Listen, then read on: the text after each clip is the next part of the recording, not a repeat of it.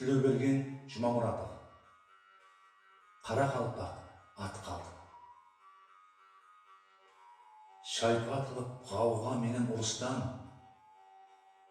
жалғыз қолы босамаған қылыштан.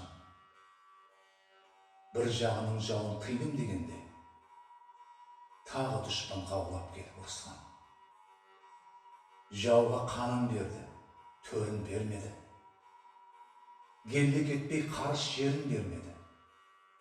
Ойлап тұрсаң, ата-баба ғаріплер өмір үшін не мүсибет көрмеді. Қан ақса да көзден жасы ақпады. Ел намысын құрбан менен ақлады. Ұсыншама ұлан байтақ үлкені ұрпағына мирасын деп сақлады.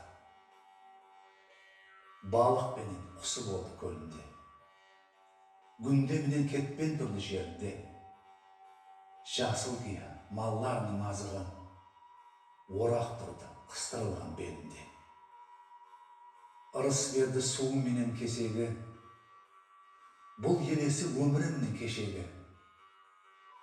Қара қалпақ ел болудан қалды деп, бекарланды жаудың айтқан өсегі. Кейде жаманланды, кейде мақталды, кейде шарқылады, кейде тоқталды. Ақырында 1000 жылдан естелік кең мәканды